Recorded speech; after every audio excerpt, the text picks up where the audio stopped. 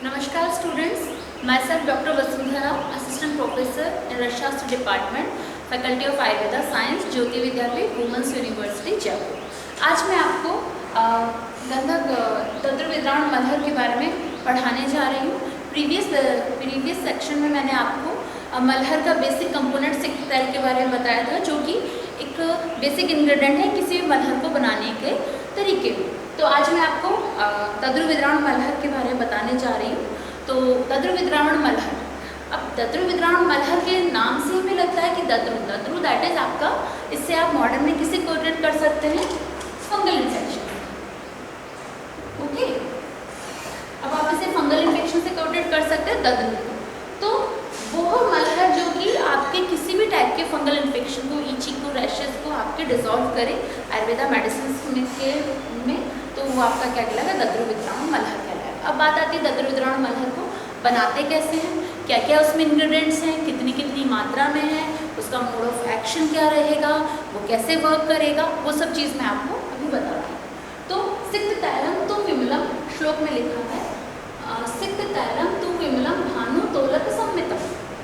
अब previous section में मैंने आपको बताया था सिक्त तैल का रेशियो मैंने आपको लास्ट क्लास में बताया था कि या तो इसका 1:6 का रेशियो होगा या 1:5 का रेशियो होगा। तो सिक्त आपका जो रहेगा वो क्या रहेगा, 1 पार्ट सिक्त रह जाएगा और तिल तेल जो आपका रहेगा 6 पार्ट रहेगा। या फिर अदर रेफरेंस से अगर हम देखें सीजन के हिसाब से, तो सिक्त रहेगा 1 पार्ट एंड 5 पार्ट क्या रहेगा आपका, तेल पार्ट रहेगा। इसको आप डिजॉल्व करेंगे और डिजॉल्व करके आप क्या बना लेंगे, सिक्त तैल बना लेंगे। तो सिक्त तैलम तु विमलम, शुद्ध सिक्त तैल भानु तोलक संमितम। अब भानु दैट इज 12 तोला क्या लेना है आपको, सिक्त तैल लेना। तो आपके इस रेफरेंस के हिसाब से क्या रहेगा, सिक्त तैल की मात्रा क्या रहेगी आपके 12 तोला, ये आपका रेशो है। ठीक है, इस पर विशोधितम गंधक तु तौलकम इतम शुभम च। विशोधित गंधक दैट इज, उसमें आपको क्या करना है, शोधित गंधक डालना है। अब शोधित गंधक की बात करते हैं, गंधक दैट इज आपका सल्फर है। और शास्त्र में जो गंधक के शोधन के बहुत सारे प्रोसीजर्स बताएं, जिसमें कि आपका गौदुक मीडिया से आप शोधन कर सकते हैं, आप रस और रस में शोधन कर सकते हैं। तो बहुत टाइप के शोधन के तरीके बताएं। तो आप इसमें क्या लेंगे, शुद्ध गंधक को लेंगे। ठीक है, और शुद्ध गंधक कितना मात्रा में होगा, तोलक में था, दैट इज आपका क्या रहेगा, 1 तोला। ठीक है, अब इसके बाद थर्ड लाइन में क्या रहेगा, सुपुष्पितम तु सौभाग्यम। सुपुष्पितम तु सौभाग्य। अब सौभाग्य आपका क्या है, टंकण, बोरेक्स। सौभाग्य आपका क्या कहेंगे इसे, शास्त्र की भाषा में, आयुर्वेद भाषा में क्या आपका टंकण है। अब टंकण को मॉडर्न के बेसिस पे आपको क्या कहा जाता है, बोरेक्स।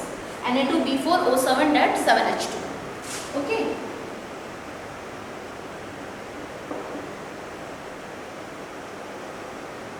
ये इसका केमिकल फॉर्मूला है।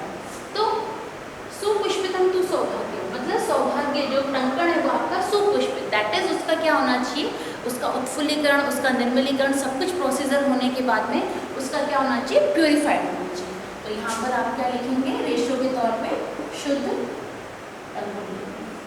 ओके। एंड देन उसके बाद क्या लिखा, चक्रमर्दस्य बीज का। चक्रमर्द के बीज आते हैं, केसिया टोरा जिसका बॉटनिकल नेम होता है। चक्रमर्द का क्या नाम होता है आपके, केसिया टोरा, ये इसका बॉटनिकल नेम है।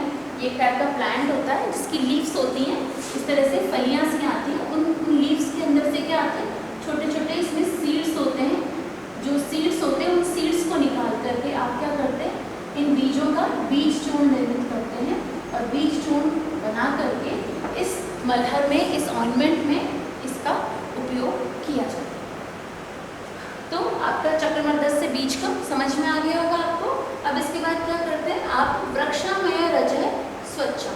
वृक्षामय, वृक्ष से आमय रज। अब वृक्ष के जो रज के फॉर्म में निकलेगा, अब वृक्ष के रज के फॉर्म में निकलेगा, दैट इज वो क्या रहेगा आपका, मतलब कोई ना कोई निर्यास रहेगा। तो ये जो पर्यायवाची, किसका पर्यायवाची है आपके, लाक्षा। ठीक है, आपका जो वृक्षामय से तात्पर्य आपका क्या रहेगा यहाँ पे, लाक्षा। ओके, लाक्ष जिसे कहा जाता है वो रहेगा। स्वच्छम तोलका अर्धमितम, दैट इज आपका सौभाग्य, चक्रमर्द के बीज, दूसरी चीज और वृक्षा में जो लाक्षा है तीनों चीजें कितनी कितनी मात्रा में रहेंगी आपकी मात्रा में रहेंगी 1:1/2 1/2 का क्या रहेगा रेशियो रहेगा। ठीक है, तो आपका शुद्ध द्रव्यमान चक्रमान बीज अनुपात अनुपात क्या रहेगा आपके अनुपात के तौर पर 1/2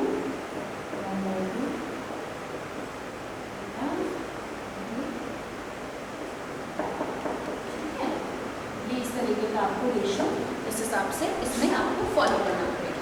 अब आप इसको रैंडमली या तो लिख सकते हैं 12-12 ग्राम का अगर आप एक तोला कंसिडर करते हैं तो उस हिसाब से आप रेशियो निकाल लीजिए 12 × 12 दैट इज 144 ग्राम हो जाएगा, ये 12 ग्राम हो जाएगा, ये 6 ग्राम।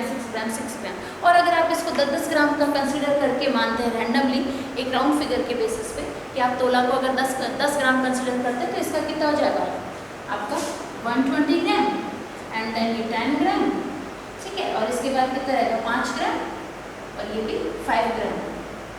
ओके, और ये आपका कितना रहेगा 5। ये आपका बेसिकली क्या रहेगा इस मलहर को बनाने के लिए जो इंग्रेडिएंट्स का जो रेशियो है वो आपके रेशियो ये वाला है। फिर इसके बाद क्या लिखा अति मंदाग्निना पक्वम शीतम कुप्याम तो विनस्य। अब सबसे पहले ये तो हो गया हमारा रेशियो की बात कि हमें कौन सी चीज़ कितनी कितनी मात्रा में लेनी है और कैसे कैसे लेनी है। फर्स्ट ऑफ ऑल क्या होना चाहिए सिक्त तेल प्रिपेयर्ड होना चाहिए। ठीक है, उसके बाद आपका गंधक शोधित होना चाहिए, टंकण शोधित होना चाहिए, चक्रमर्द के बीज भी एक तरीके से 80 नंबर से या 120 नंबर की सीट से पास आउट होना चाहिए, जस्ट लाइक फाइन पाउडर होना चाहिए, आपका लाक्षा का फाइन पाउडर होना चाहिए। इन सब चीज़ों का फाइन पाउडर के तौर पे लेंगे, मतलब बारीक चूर्ण की अवस्था में लिया जाएगा। उसके बाद आप क्या करेंगे जो सिक्त तेल को आप गर्म करेंगे अति मंद अग्नि पर पाक करेंगे। पाक करने पर आप उसमें क्या डालेंगे गंधक डाल देंगे, टंकण उसमें ऐड कर देंगे और लास्ट में आप इसमें क्या शीत कुप्याम मतलब इन सब चीज़ों को पाक करने के मिला करके अच्छे से डिज़ोल्व करके अच्छे से इसका सेमी सॉलिड कंसिस्टेंसी जब इसका आ जाएगा तो आप इसको बना देंगे और इस प्रकार बने हुए जो मलहर है उसको आप किस में रखेंगे एक स्मॉल कंटेनर में रख देंगे और इसे क्या कहा जाएगा दद्रुविद्रावण मलहर कहा जाएगा। अब दद्रुविद्रावण मलहर का मैंने बेसिक काम क्या बताया था कि वो फंगल इन्फेक्शन पे any type of itching, any type of scar, any rashes इन सब पे आप पे काम करेगा एक्सटर्नल एप्लीकेशंस के तौर पर। हमेशा मलहर को कैसे इस्तेमाल करेंगे एक्सटर्नल एप्लीकेशंस के तौर पर करेंगे। और इसमें क्या बताया कि भाई ये प्रलिप्त है मलहर और दिन सप्तक का मात्रा मतलब 7 दिन की में अंदर 7 दिन की जो 7 डेज़ की इसकी जो बताई है अवधि कि विदिन 7 डेज़ के अंदर ये मलहर जो है किसी प्रकार के फंगल इन्फेक्शन को रिमूव कर देगा। उन्मूलित दद्रुण समयम नैव संशयम मतलब सभी प्रकार के दद्रु का नाश करने के लिए इसकी समयावधि क्या है 7 डेज़ की है। तो इस प्रकार आपको आज मैंने आपको दद्रुविद्रावण मलहर के बारे में बताया। आगे भी मैं आपको अधिक ज्ञानवर्धक वीडियोज़ के साथ आपको शेयर करूँगी। थैंक यू, धन्यवाद, नमस्कार।